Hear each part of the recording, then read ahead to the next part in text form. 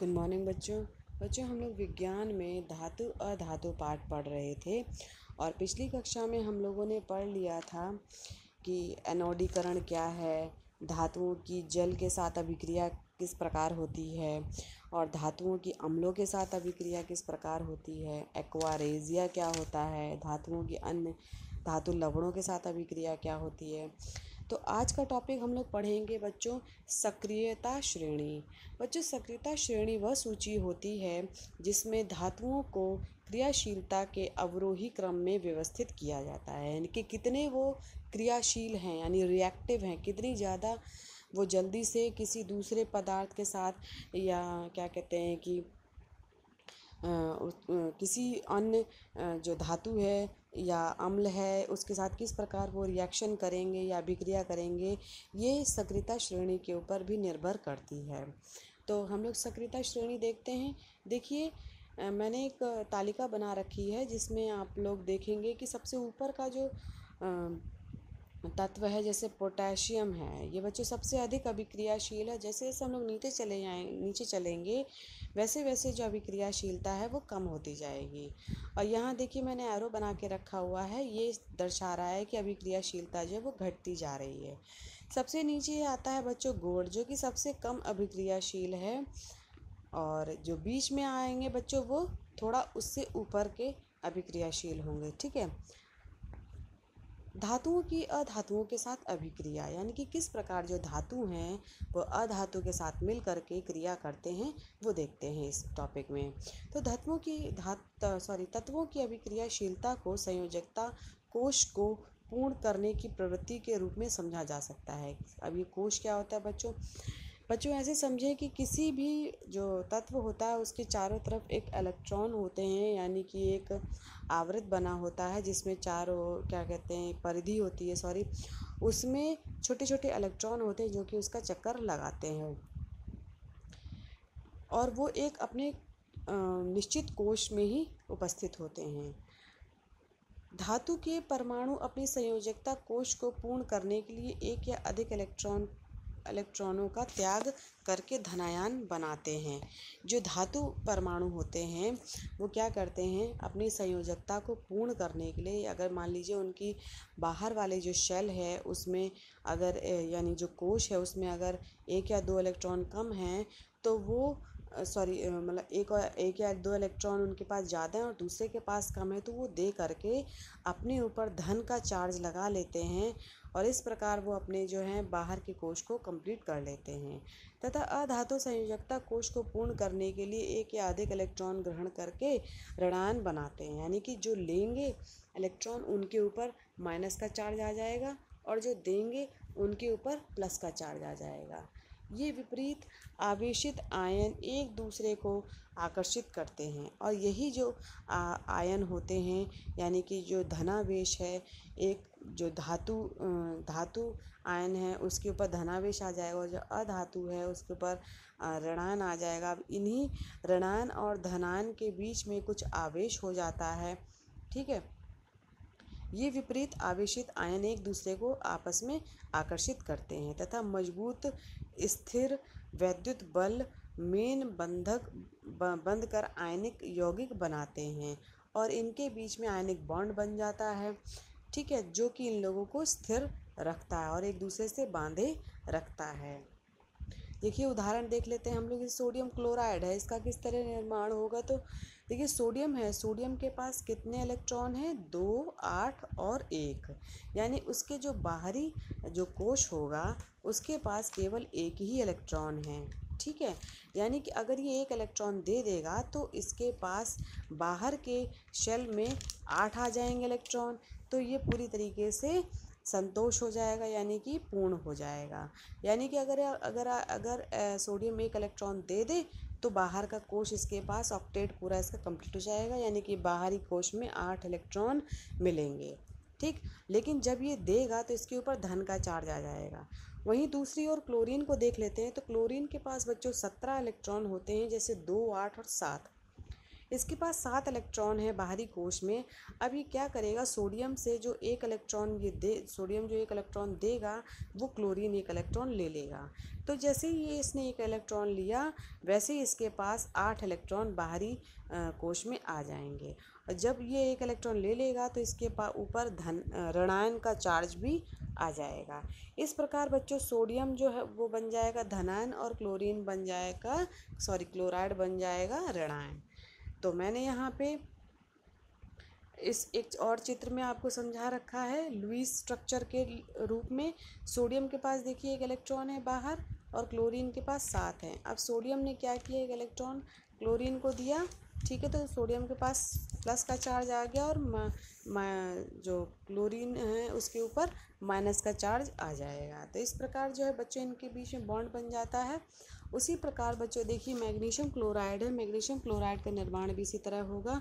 Magnesium के पास 2 electron बाहर हैं और क्लोरीन के पास यानी 2 क्लोरीन हैं, तो दोनों क्लोरीन के पास एक इलेक्ट्रॉन की कमी है।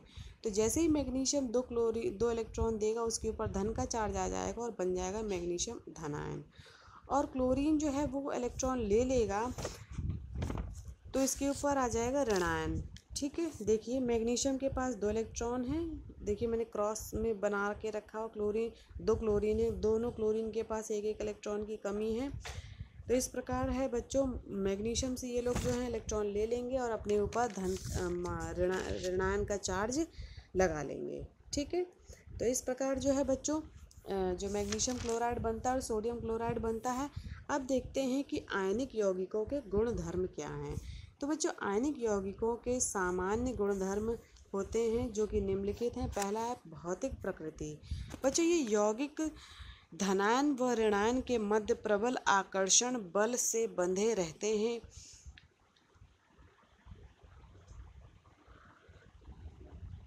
अतः आयन एक दूसरे के निकट आ जाते हैं, यानी कि जो आयन है जब इनके बीच में एक प्रबल आकर्षण बल आ जाएगा तो ये एक दूसरे से बंध जाएंगे। पदार्थ की ये भौतिक अवस्था ठोस कहलाती है, इसलिए आयनिक यौगिकों की भौतिक अवस्था ठोस होती है। नेक्स्ट है बच्चों भंगुर प्रकृति। आयनिक यौगिकों की भंगुर प्रकृति होती क्योंकि बल लगाने पर आयनिक यौगिक टुकड़ों में टूट जाते हैं। ठीक है, इसीलिए इनके पास भंगुर प्रकृति होती है। इसका कारण ये है कि बल लगाने पर इनकी परत खिसक जाती है, यानी कि अलग हो जाती है और समान आवेशित आयन एक दूसरे के ऊपर आने से प्रतिकर्षण बल के कारण टुकड़े हो जाते हैं। और जैसे ही उनके ऊपर अगर हम बल लगाएंगे तो जो परतें हैं वो खिसक जाएंगी, और जब परत खिसक जाएगी तो जो एक जैसे जो बल हैं वो आ जाएंगे और अपने आप को प्रतिकर्षण बल उनके बीच में लग जाएगा और ये टुकड़े हो जाएंगे। ठीक है, नेक्स्ट आता है बच्चों गलनांक व क्वथनांक। यानी आयनिक यौगिकों के गलनांक व क्वथनांक बहुत अधिक होते हैं क्योंकि इनके मध्य प्रबल अंतर आयनिक बल उपस्थित होता है, अतः इसे तोड़ने के लिए अत्यधिक ऊर्जा की आवश्यकता होती है। नेक्स्ट आता है बच्चों घुलनशीलता। आयनिक यौगिक जल में घुलनशील होते हैं जबकि कार्बनिक विलायकों मिट्टी का तेल, पेट्रोल इत्यादि में अघुलनशील होते हैं। यानी जो आयनिक यौगिक होते हैं बच्चों वो जो कार्बनिक विलायक होते हैं जैसे कि मिट्टी का तेल हो गया, पेट्रोल हो गया, उसमें ये घुलनशील नहीं होंगे, लेकिन ये जल में घुलनशील होते हैं। नेक्स्ट आता है बच्चों ये विद्युत चालकता। यानी किसी विलयन से विद्युत के चालन के लिए आवेशित कणों की गतिशीलता आवश्यकता होती है। आयनिक यौगिकों के जलीय विलयन में आयन उपस्थित होते हैं। जब विलयन में विद्युत धारा प्रवाहित की जाती है तो ये आयन विपरीत इलेक्ट्रोड की ओर गमन करने लगते हैं, यानी कि चले जाते हैं। ठोस अवस्था में आयनिक यौगिक बहुत विद्युत का चालन नहीं करते हैं क्योंकि ठोस अवस्था में क्या होता है बच्चों कि दृढ़ संरचना के कारण आयनों की गति संभव नहीं होती है। लेकिन जैसे ही ये जल में आ जाते हैं यानी कि तरल अवस्था में आ जाते हैं वैसे ही इनके बीच की जो आयनों की गति वो संभव हो जाती है और इसी के कारण जो है विद्युत धारा प्रवाहित होने लगती है। लेकिन आयनिक यौगिक गलित अवस्था में विद्युत का चालन करते हैं, क्योंकि गलित या विलयन अवस्था में विपरीत आवेश वाले आयनों के मध्य स्थिर विद्युत आकर्षण बल ऊष्मा के कारण कमजोर पड़ जाता है बच्चों। इसलिए आयन स्वतंत्र रूप से गमन करते हैं एवं विद्युत का चालन करते हैं। तो इस प्रकार बच्चों जो आयन है वो विद्युत का चालन करेंगे। अगर उत्तर आता है, अगर क्वेश्चन आता है कि जो आयन है वो किस क्या कहते हैं कि जो आयन है किस प्रकार जो है विद्युत का चालन करते हैं, तो आप इसका उत्तर इसी प्रकार लिखेंगे। अब बच्चों एक क्वेश्चन आता है, आयनिक यौगिकों का गलनांक उच्च क्यों होता है? तो बच्चों आंसर है कि आयनिक यौगिकों का गलनांक एवं क्वथनांक बहुत अधिक होता है, क्योंकि मजबूत अंतर आयनिक आकर्षण को तोड़ने के लिए ऊर्जा की पर्याप्त मात्रा भी आवश्यकता होती है। यानी कि जो ऊर्जा की जो आवश्यकता हो रही है बच्चों वो पर्याप्त मात्रा में होती है इसमें। ठीक है, तो नेक्स्ट प्रश्न बनता है बच्चों कि सोडियम, ऑक्सीजन एवं मैग्नीशियम के लिए इलेक्ट्रॉन बिंदु संरचना लिखिए। तो सोडियम का कैसे लिखेंगे? सोडियम के पास एक बिंदु लगा देंगे, यानी उसके पास एक इलेक्ट्रॉन है बाहर, तो आप एक इलेक्ट्रॉन लिखेंगे। ऑक्सीजन के पास 6 हैं तो आप 6 इलेक्ट्रॉन शो करेंगे। मैग्नीशियम के पास 2 हैं तो आप 2 इलेक्ट्रॉन शो करेंगे। इलेक्ट्रॉन के स्थानांतरण के द्वारा Na2O एवं MgO का निर्माण दर्शाइए। यानी कि किस प्रकार जो है Na2O का निर्माण होगा या MgO का निर्माण होगा। तो चलिए देखते हैं किस प्रकार हो रहा है। Na2 यानी कि 2 सोडियम हमने लिया, यानी कि 2 सोडियम लेंगे, उनके पास बाहरी शेल में एक एक इलेक्ट्रॉन है। अब ये दोनों जो हैं एक ऑक्सीजन के साथ मिलेंगे, तो देखिए किस प्रकार, यानी कि सोडियम के पास आ जाता है धनायन का चार्ज और ऑक्सीजन के पास आ जाता है ऋणायन का चार्ज। या फिर आप इसको इस तरह Na2O भी लिख सकते हैं। उसी प्रकार आप मैग्नीशियम का निर्माण भी कर सकते हैं। मैग्नीशियम के पास देखिए बच्चों 2 इलेक्ट्रॉन हैं बाहर और ऑक्सीजन के पास 6 हैं, तो ऑक्सीजन को 2 इलेक्ट्रॉन चाहिए ऑक्टेट कंप्लीट करने के लिए और मैग्नीशियम को 2 हटाने हैं। तो इस प्रकार जो है बच्चों यानी मैग्नीशियम दे देगा इलेक्ट्रॉन और ऑक्सीजन ले लेगा, तो MgO इस प्रकार बन जाएगा। ठीक है, आप देखते हैं कि इस प्रकार आपने जो है Na2 का निर्माण देखा और MgO का निर्माण देखा। ठीक है बच्चों, तो यहीं पे बच्चों आज आपकी कक्षा समाप्त होती है। धन्यवाद बच्चों आज की कक्षा के लिए।